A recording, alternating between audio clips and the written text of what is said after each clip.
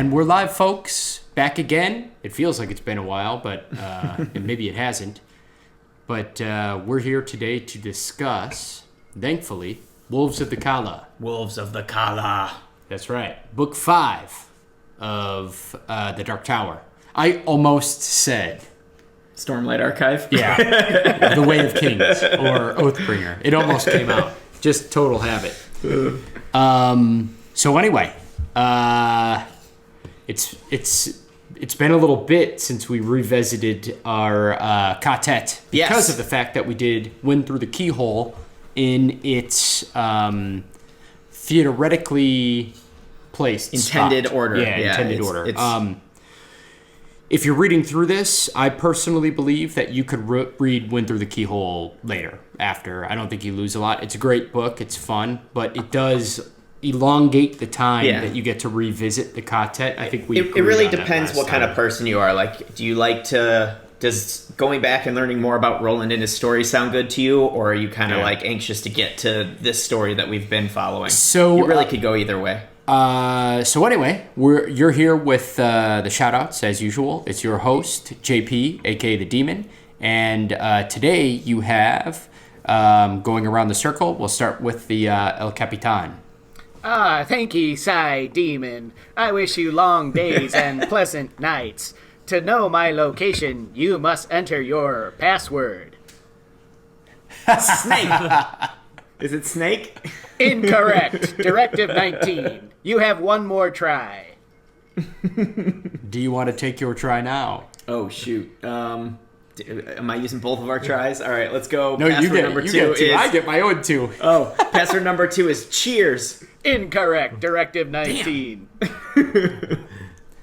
So we never got to see, or did we? What? Get to see what happens if you actually guess twice and don't succeed. Does Andy immediately kill you on the spot? Yeah, I don't know. I don't think we ever saw. Yeah. Everyone was wise enough to be like, nah, I don't want to try now. No, I'm not messing with this guy. Sci Demon, would you like to know your horoscope? Ugh. I suppose. Very good, very good. I see a successful real estate deal in your future for a private lot in Turtle Bay, New York. Also, this month is a special month for befriending animals. I recommend you wander aimlessly at night and try to befriend any raccoons you find scavenging through garbage cans. That sounds about right. Good old Andy. Sweet Andy. We'll have to get to him a little bit later. Definitely. He was an interesting thing. So, let's just keep going. Yeah. Because we didn't get around the circle yet. The hitman here. I came, I saw, I come, out. Which way? Brent, the director, and my intro is feeling very inadequate right now. Yeah, well, don't worry, I didn't have one except for I'm the demon. So that's seriously. Hopefully, I'm not the demon in Mia's womb. Yeah. Whoa. Baby hungry. Baby hungry. Hey, give me some frog guts, Was baby. that a Brett bet that we took? Whose baby it was? The demon's or Eddie's? I was wish. I don't know if we did. I think we definitely we talked about it. Yeah, I want to say we took a Brett bet on that. Yeah, we definitely talked about it, but we'll I don't definitely have to go back and check because we'll check the notes for sure. And let's put it this way: we'll go back and check and see what we were saying. And if we do, we'll definitely make a clip about it. Yeah, right. That is a very clear, I would say.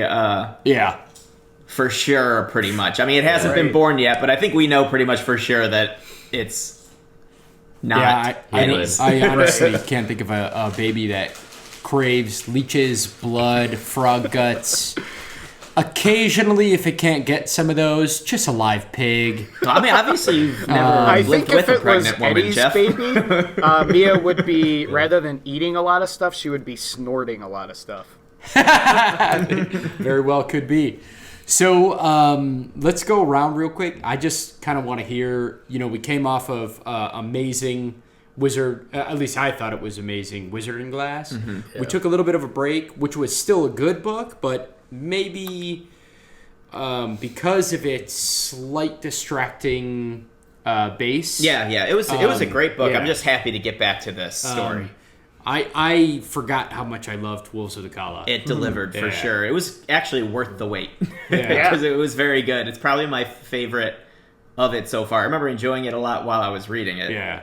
But it was so long and took me so long to read, I probably forgot a lot of Yeah, it. I was so busy. It definitely was a crunch for me, but I loved it. Mm-hmm. I specifically really like something you said, director, that was true based on what some of Stephen King's inspirations were. Yeah, I was happy to see him actually comment about that too, because we were talking a little bit about how I was like, it felt very like Kurosawa, like Seven Samurai or Magnificent Seven-esque.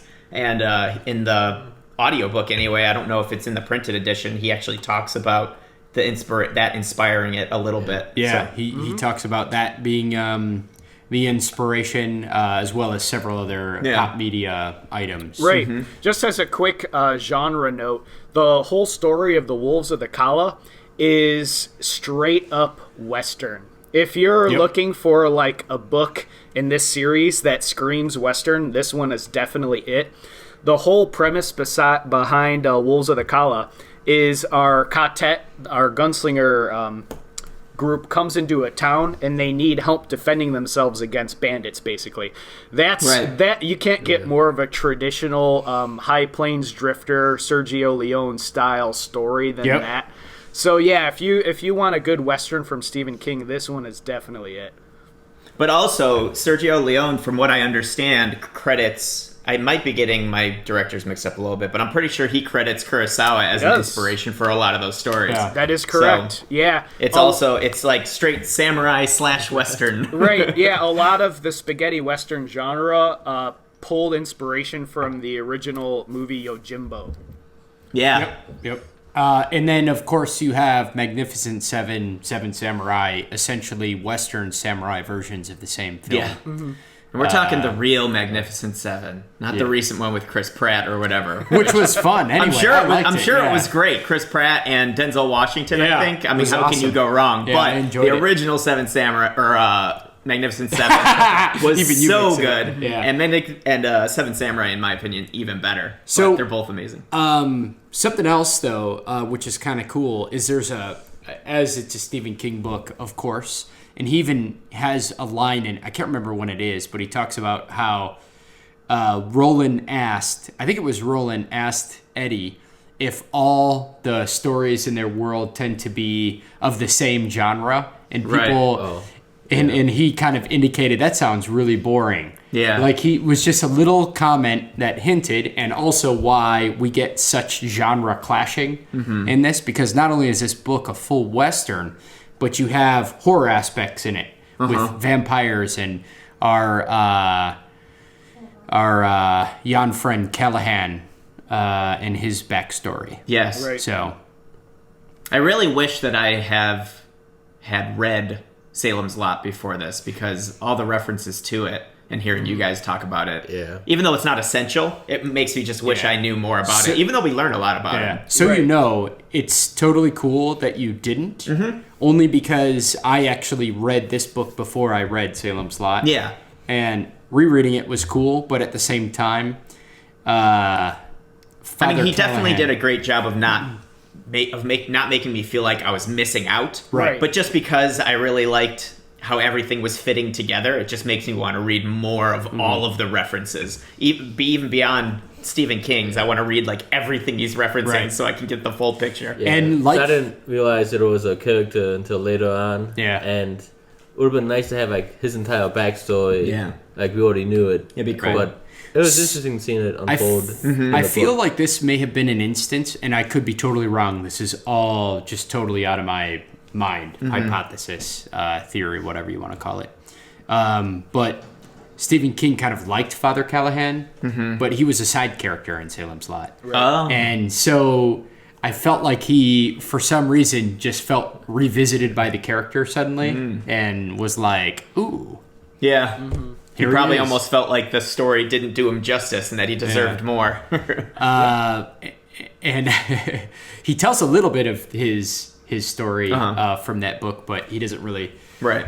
Actually, he kind of tells it from where the book leaves off. Exactly. Yeah. Which he just takes off. Yeah, he picks up immediately right from where his character, Father Callaghan, exits Salem's Lot in the story.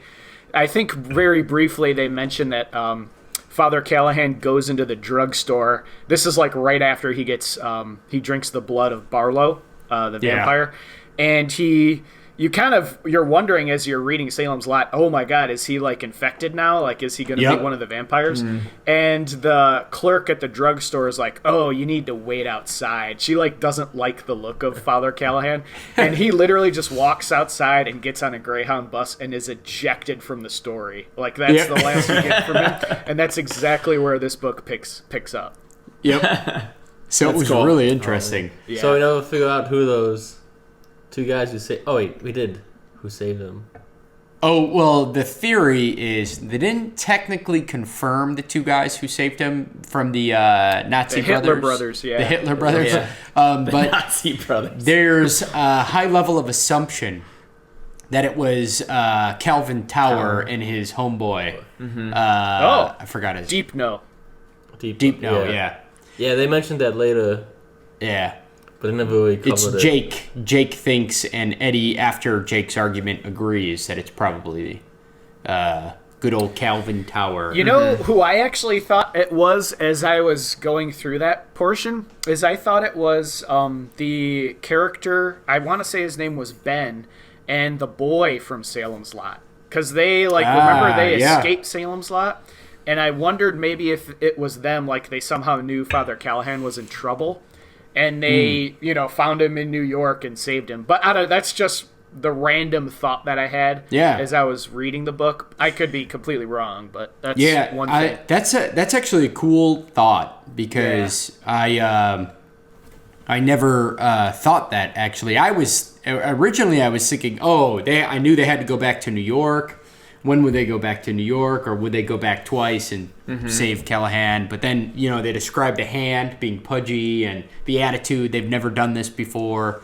So, it was kind of like, okay, it's definitely not anyone from our Ka-Tet because they wouldn't handle it that way. Right. But the one thing was interesting to me is the kid and the author adoptive father from Salem's Lot. Callaghan does say, because they're living in Mexico, and he does say that Callaghan was taking Todash to the main character's funeral.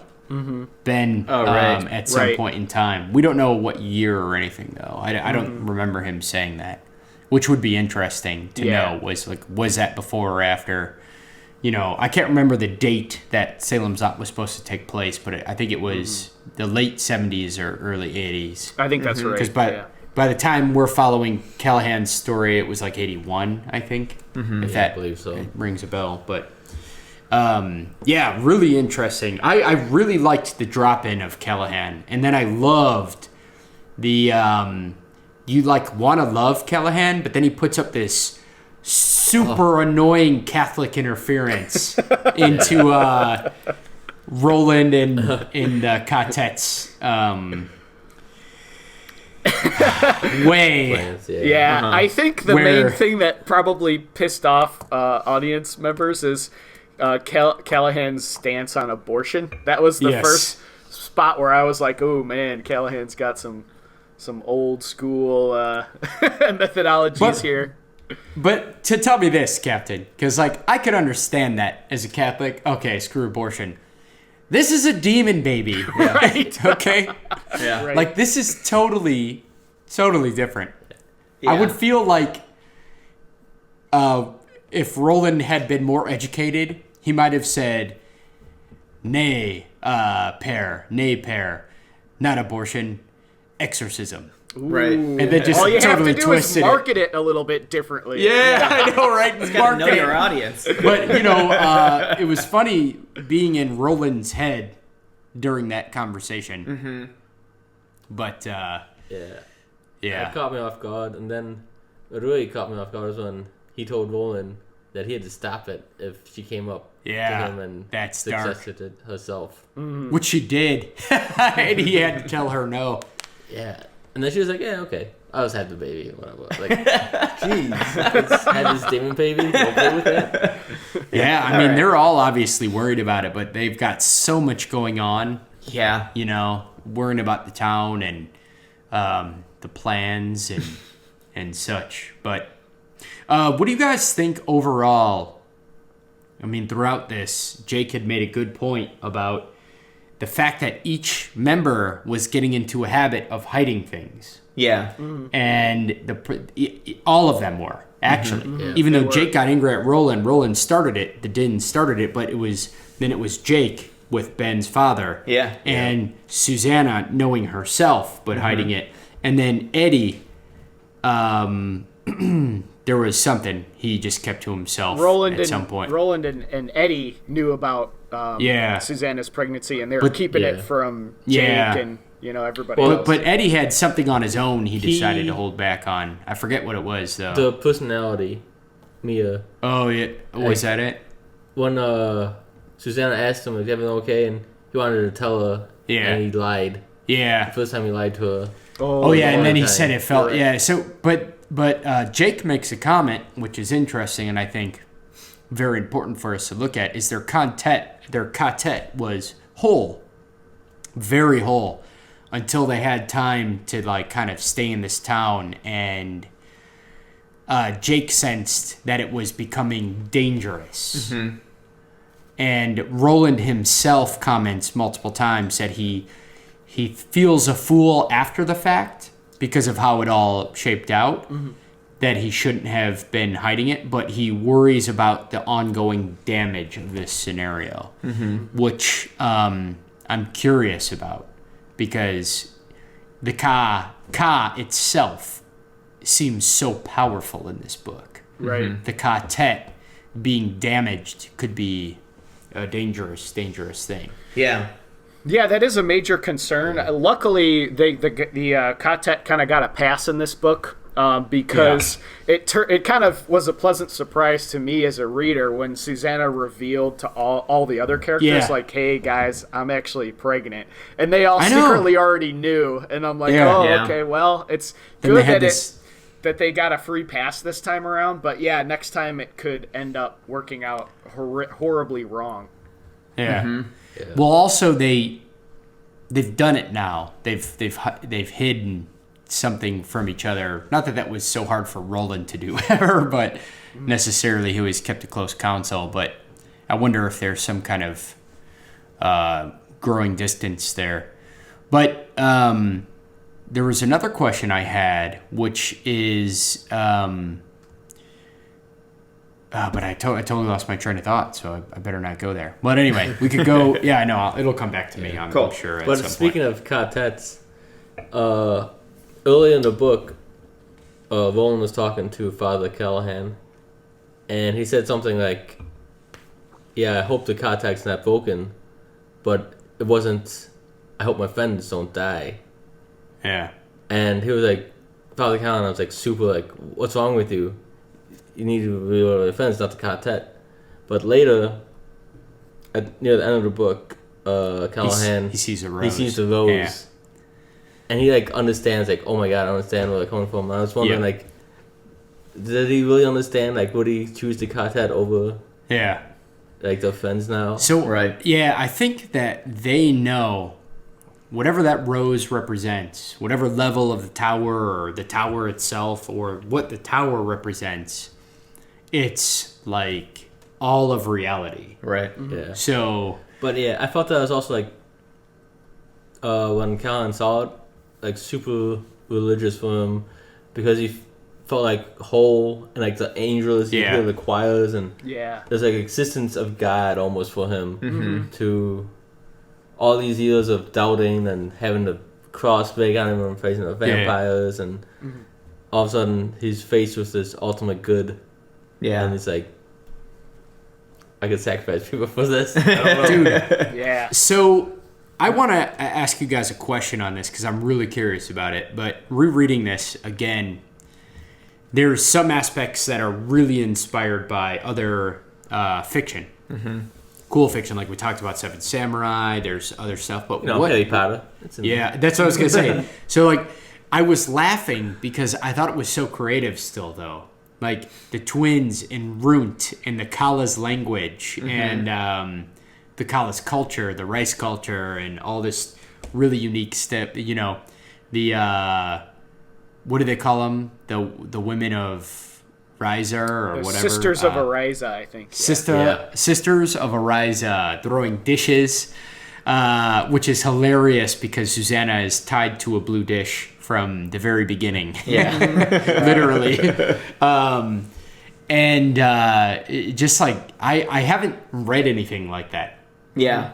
And I can't think of anything, and I'm wondering if you guys have, like, and Runt and the twins get stolen by the wolves, and I also think it's turned into these big oafs. It's interesting while I'm reading it, too, because there's no point where I'm not, like, thinking to myself, like, did Stephen King write this, or is this being drawn from something else that I haven't read before? Yeah. You know? And it's not, like, detrimental to the story at all. Like, it's not a problem with the story because I'm sure 90% of it, 95% of it is all him. Yeah. But, like, for example, like, when they told that story of the like, what was it? The princess that, like, got revenge on her father's, like, assassin by throwing the plate and stuff like that. Ryza. Like, I'm thinking to myself, like, all right, is this a short story that he incorporated, or is this straight up Stephen King? You know, so it's like I'm constantly thinking that throughout this book because there's so many little overlays in it. Yeah, I think like a medieval story. Ireland maybe. Yeah.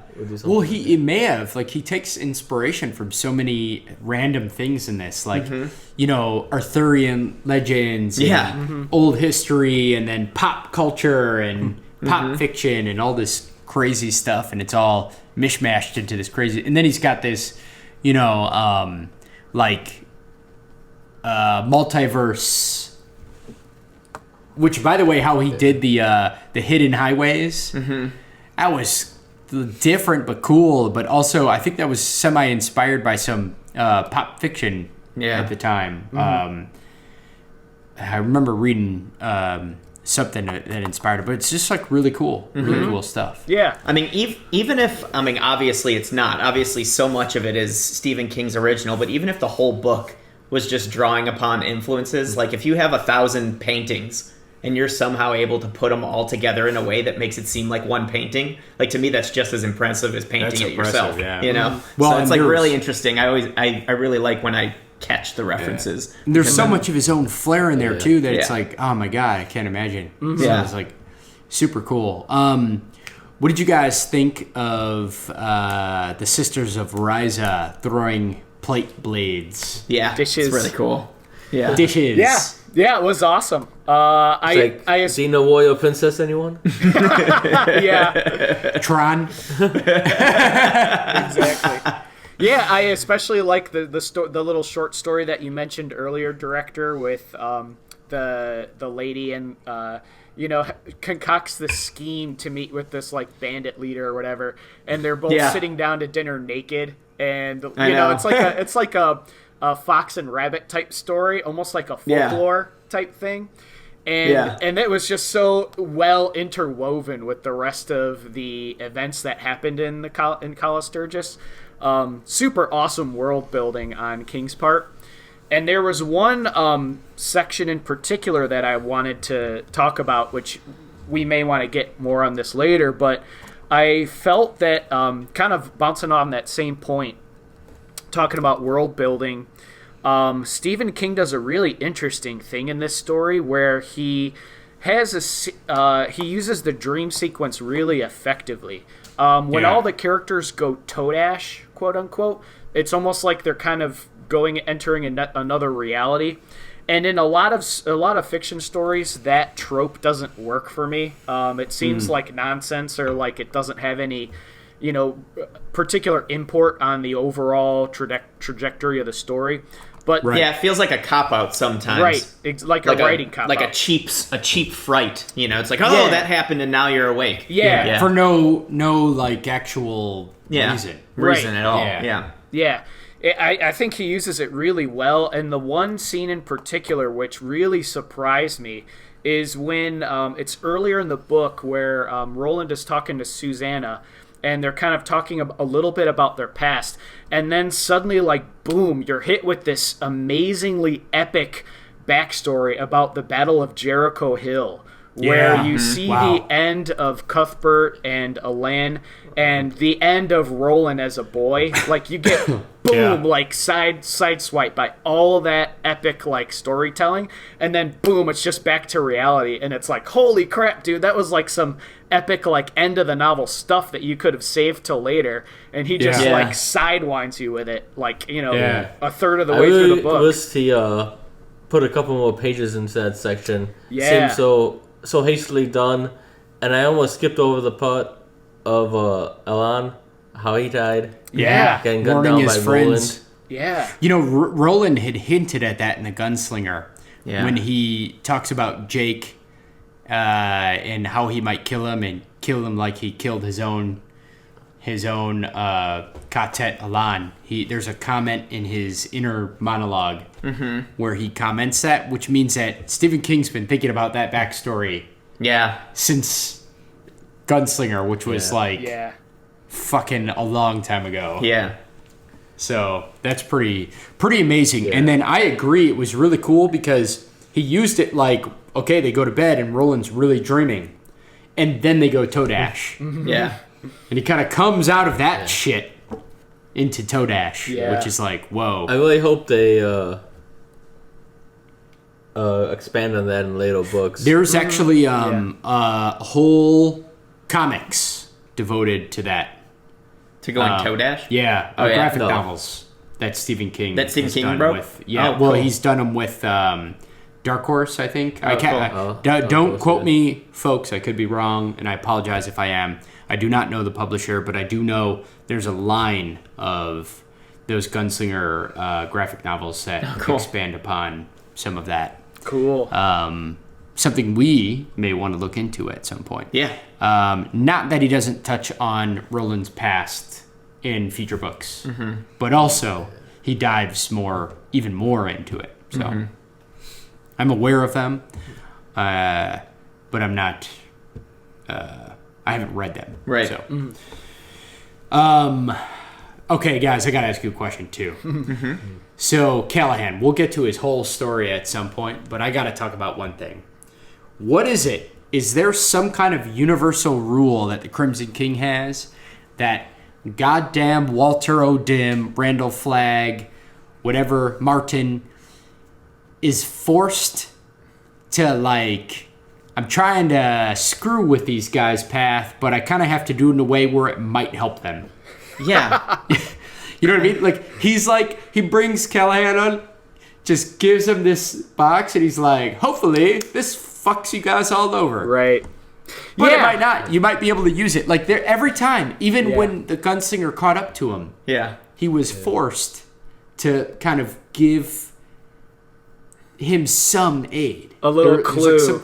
Like, what is with that? Yeah. I can't remember for the life of me, and I'm, like, rereading this, and I'm like, son of a bitch, is it just Ka? And I mean, he's obviously a prisoner of Ka, as he indicated in that scene, but I want to know what you guys think. Yeah, that's true. I mean, Ka is like spiritual and religious to him too, even, right? Yeah. Wasn't there like a mention at some point where they said, oh, it's even greater than Ka, and he like was like upset about it? It's like, no, there's nothing greater than Ka. Yeah. So it's just like really interesting to me. And yet Callaghan saw him with the eye, supposedly, or like, so, and he even, like, in some form or another is kind of admitting to being one of the Crimson King's, right? You know, lapmen. That's why I was under the original assumption throughout some of the books that he's secretly trying to get Roland and his Ka-Tet to the tower in order to destroy the tower, because I thought that he was trapped in it. Like, after the last book, I was kind of like thinking that, because it really seems like he's trying to help them at times. It's like, wasn't it Walter? But he's obviously not. Got him away from the, what do they call the Wizard of Oz, the big pocket of very dangerous otherworld portal? I forget the word for it now because I'm having a brain freeze. They use it, obviously, in Wizarding Glass. Black 13. They trap all the army in it, and they climb up the sides. The thinny. The thinny. The thinny. That's the word I was looking for. I'm sorry. I was like having really a hard time thinking of the thinny, but like they go, like Roland almost kills him. The only reason he doesn't kill Walter or Martin is because he accidentally pulls the gun with his diminished hand, and it takes him a second to flip. Mm-hmm. And then they do the thing, the wizard and glass orb, the pink one, and they do the rest of Roland's story, and then they pass out. By the way, that's important because they're Ka-Tet. They cannot have any secrets. Right. So they do that orb, and they pass out. And it's Walter O'Dim, Martin, who wakes him up, sends him along with lunch sacks. Yeah.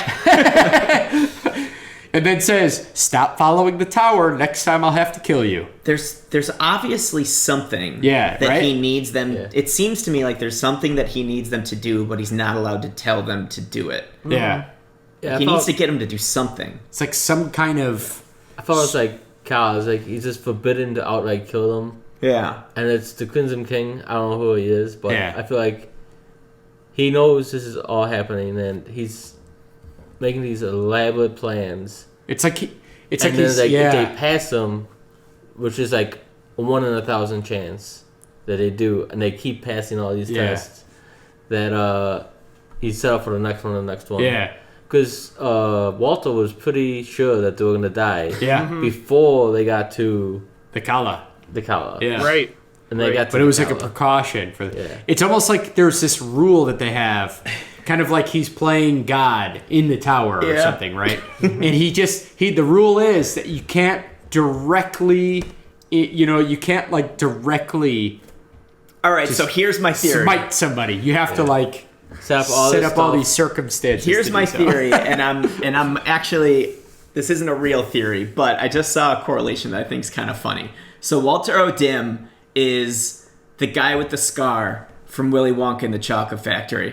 The Crimson King is Willy Wonka, and he's looking for someone to take over his job in the Dark Tower. Test, right? Yes. That makes him seem like a bad guy, but he's really a good guy. That's amazing. As it turns out. Roland finally gets to the tower, goes up to meet the Crimson King, and it's just some crazy guy in a purple suit. There's some fizzy lifting juice on floor 1, and surprise! And they just go all the way up to the top. This is yours now. Here's what you've won. You didn't save the flower. Good day, sir. And he just leaves the flower on his desk. Yeah. Past Roland. Yeah, really cool to see Eddie re-engage with Balazar's hombres in his more modern gunslinger attitude, where they're just like nothing. Yeah. Just so funny. That was just fun because I was remembering the original scene, and how much Eddie has just turned into how much he's grown and how much they're behind where they were when they met him. Right, exactly. It's super funny. So that scene was amazing. He just shows how much he's grown and how much of a badass he's become. Yeah, that those two people would have had him before. Lights out. Yep, no question. And now he's just smacked him around like nothing. Yep, like nothing. So this might be kind of jumping the gun a little bit, but I actually had some questions about tower? Calvin Tower? Yes. About Calvin Tower. Calvin Torin. I thought it was kind of weird that, Eddie was... Because, up until, Eddie goes back and talks to Calvin Tower, it seems like Calvin Tower is, a pretty good dude. He saved, what's-his-name, from the Hitler twins or whatever. Well, that was in the future, though. Right. So we just got to remember that. That's true. That's true. Oh, that is in the future. Yeah, it's where's the timeline compared to when they're in 77? Where's the timeline compared to when he gave Jake the book, though? That was in 77 as well. So that's in the future as well? Earlier that year. That would have been the past. That was in the past. Mm-hmm. So when he gave Jake the book, it was in the past. He still had the bookstore. But that same day was the first time after Jake leaves and sees the rose. Yeah. That's the day that Balthazar's goons come in there. And have the first reminder. So I just thought it was kind of weird because even during that scene, he seemed like somebody that knew something, which he kind of did. He didn't quite know what he knew, but he knew something. Yes. And he seemed to be helping Jake, and he seemed like a nice guy, and he seemed like he was on the side of good, which I guess he is. He is. But Eddie was also like, I don't trust this guy. He likes... And I was like kind of confused exactly why he got that vibe from him. I guess he's just an addict. He just didn't like his... personality, personality. Okay. The cowardness, the holding onto everything, and he actually compared him to Roland. I was actually going to say Roland has the tower and he has his books. Right? I was going to say I think it's because he maybe sees a little bit of his former self in him. The addiction to the books, the fact that he's a little annoying, he's a little brash, maybe. I don't know, and because I think he knows what it's like to give up things that you know are good for your addiction, you know? But, and he kind of seemed like he's addicted to books. Yeah. Which is also, it's kind of hard for us to picture him, Tower, as a normal guy. Because, we know what's at stake. We feel all this stuff, like why is he doing this? And this is just some guy from New York. There's no idea about the Tower. Right. Like, his is his feeling. He helped Jake out with the book. He had that dream or something. So he has dreams. No, this is not really real. Yeah. And he doesn't realize it, but he's actually been passed down probably for his entire family. A task of kind of guarding this. And he changed his name to Tower from Torin or whatever, which is just Tower in a different language. But, essentially... he doesn't realize it. He's from New York. He's this normal dude, but he has this holy assigned task. Mm-hmm. And that's I think why Eddie knows how holy it is, and he doesn't really. So he's kind of Eddie's kind of what the hell? That'd be stupid for him to expect him to know, though. But it's hard. Mm-hmm. It's kind of like one of those circumstances when you know it's it's kind of like Callaghan. Yeah. Callaghan was how could you... Think about how much he judged Roland in the beginning when he didn't truly understand the tower. And he talked about anyone for your tower. He talked about that in previous books, about how after a while it was Eddie realized that he would be like, oh, Roland, he would kill us all for the tower, and Roland would be like, yes, I would. Yeah. And then after a while, Eddie was like, holy shit, I would kill for the tower, or I would die for the tower. Just in this book is I'll kill your families, I'll kill your kids. And their wives and everyone. Yeah. And Father Callaghan's you'd really kill the kids? It's hypothetically, let's just say yes. But it's yes. Yeah. But I also thought not just the men, but the women and children. I also thought not funny, but the interesting thing about that scene was, at first I'm oh, he's just getting tough to just scare him into submission or whatever. But then when I really thought about it, I'm ooh, he might actually be at the point where he would do it because you have to, Yeah, I think if push came to shove, I don't doubt that Eddie would take that step. I know. They seem it's such a hard thing to come to grips with as a good guy character, just because I understand what's at stake, but I feel like a lot of people that do bad things feel like their goal is that important as well. You know, it's you can always justify. That's bad true. behavior when you have such an important task to do, but that's very true, Brett. And there's actually an awesome quote that Roland says closer to the end of this novel, which totally backs that up.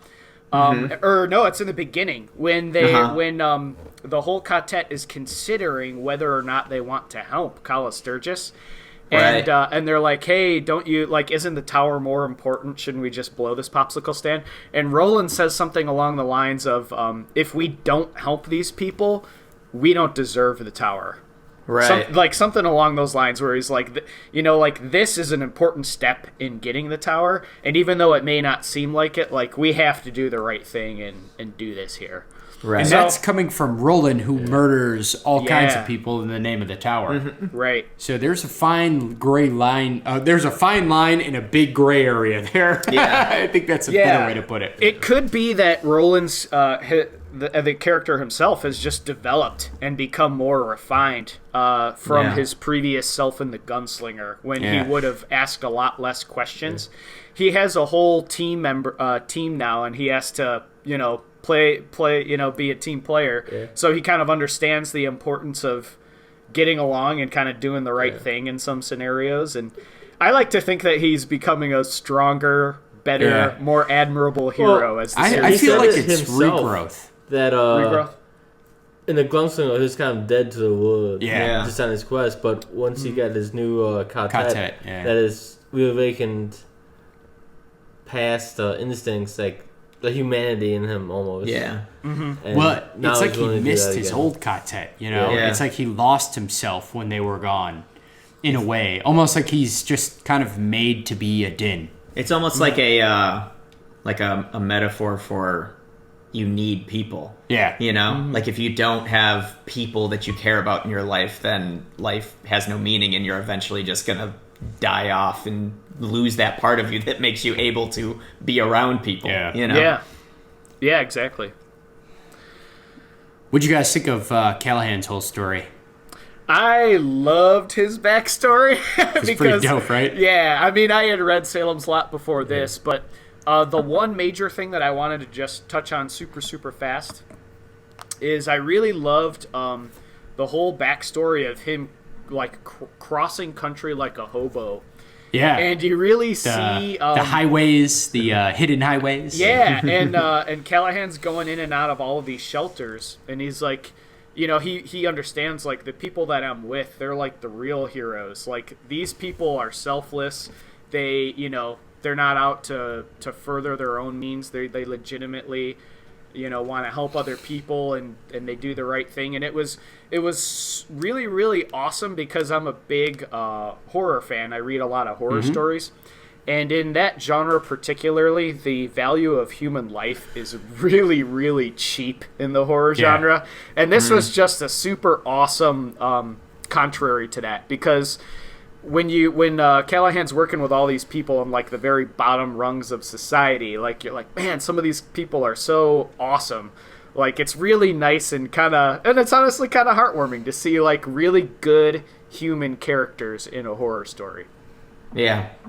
I felt the same way, but I felt really also enthralled by the depth that Stephen King invested in Callaghan. Yeah. In this case, just even the aspects where he was describing, seeing what he calls a type 3 vampire. Yeah. And Lupe, it's just like, whoa. And then the first time he killed a vampire, and this is where Roland even comments a little bit on his hypocrisy of Callaghan killing a vampire, or later he comes to not kill them sometimes just because he calls them mosquitoes. But to the demon growing in Mia. Yeah. But anyway, I loved it. Yeah. Mm-hmm. First time I read that, it was late. I remember thinking it was kind of actually a slightly creepy. This time reading through it, I didn't think as much, but you could tell it had that horror vibe to it. Yeah. Like a horror segment within a Western. Yeah. So, kind of fun. Mm-hmm. It kept the whole, I mean, I know it's not the main focus of it, but just talking about the vampires and stuff like that during his backstory just kept making me think about how interesting the whole idea of, like, good and evil is. Like, I mean, these are just creatures that literally, like, need to... I mean, I didn't read Salem's Lot, so I don't know exactly, like, how evil they are, but, like, they need to... These are type 3s, though. Like, we need to... Like, humans eat animals. Yeah. It's like, so we're like the vampires of their world. Yeah. You know what I mean? It's like... Of course, they also... They also eat, leave you alive, and can give you AIDS, too. Yeah. Which is... I'm sure we could give something AIDS. Yeah. I'm not doubting that, but I'm saying it's kind of a... Oh, dude, that scene where they trick Callaghan into the tower, the Sinclair... I think it's Sinclair, if I remember correctly. I could be totally wrong. Yeah. But they trick Callaghan into the tower, and he just frickin' bolts immediately. It just jumps out the window. Yeah. I was like, he's like, screw these AIDS vampires. Boom. Jumps out the window. Yeah. And goes Toadash. Yeah. Now, we don't know if he did in one world actually splat. Like, we know for a fact Jake got run over in one world. Mm-hmm. And came to another. We don't know how that works yet. Yeah. So. Yeah. That's a good point. In the multiverse, we don't know what the rules are. Exactly. Like, when they went Toadash, they could kind of be sensed, but who knows if there's other versions of Toadash. Well, we know for sure that if you're using Black 13, you go full Toadash, and you could come. But then Jake did it without it. Kamala? Well, maybe not. Yeah, do the dance, director. Do the dance. It was death was the doorway. Death was the doorway. And like he died. Yeah. And he died again. And those are the ways into the next world for him. But who's not to say that Walter O'Dim wasn't chilling around the way station using Black 13 to his own demise or his own benefit? Right. Well, he had it. But when did he gave it to Callaghan after Jake and the gunslinger left the way station, where this is the spot that Roland picked up Jake, and then continued on. And so he gave it to him then, to Callaghan then. So yeah, after, because Callaghan actually saw Jake and the gunslinger walking off. Yeah. At the way station before they met Walter at the mountain. Yeah. So Walter actually went ahead. Looped around, brought Callaghan in, gave him that, and said, now I got to get in front of him again. Ugh. So he's like Wit. Yeah. He's just running away in secret laughing. he's rolling big side like, way up there. He's like, literally an evil version of Wit from the Stormlight Evil Wit, yeah. That's amazing. Evil Wit. That's a good way to think of him, though. Yeah. He's literally everywhere. Yeah. He's even in Roland's mother's favorite story. And also causing an affair between Roland's mother. And then also walking around in cowboy boots and a jean jacket. And also, like, he's everywhere. He's just Wit. Now, quick side note for those of you that don't know, we're talking about a character from Brandon Sanderson's universe. Yes. And we did earlier episodes on the Stormlight Archive, and we're going to do Mistborn later. I highly recommend you read those books because they are amazing. Yeah. Amazing. And you'll get to meet a good, we don't know how good, you'll get to meet Wit. A different version of Walter O'Dim, who has seemingly way better attitude. Yes. and just another quick parallel, I'm sure you guys probably noticed this. The characters of Shallan from the Stormlight Chronicles and Susanna from the Dark Tower series are kind of similar, aren't they? Oh, yeah. Just not awesome quite dark, split yeah. personalities that, like, branch off depending on what she needs to be at that time. Kind of a neat parallel between those two characters. Yeah. Yep.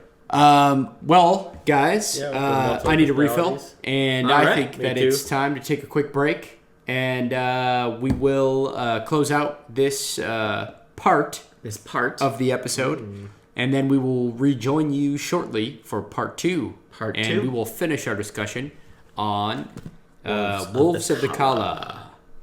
And we've got the end and several other major story points to talk about. So we're excited, as well as we got to lead into what will be following, which is Song of Susanna. And we are getting close to the end. We are getting close. 2 books shy of The Dark Tower. I already want to read it again.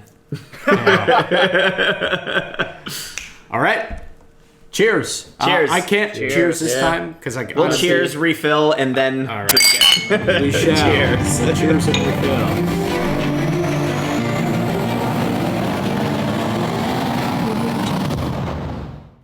Thanks again for joining us for this episode of Lit Literature. If you liked us, please check out our social media at Lit Literature 1 at Facebook, Twitter, and Instagram. And don't hesitate to join in on the conversation.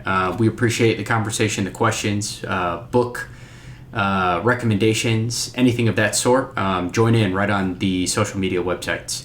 And don't forget to check us out at our website, litliterature.com, and our upcoming projects, though there aren't many now besides Lit Literature, you can find at lyket.net, Lyket.net.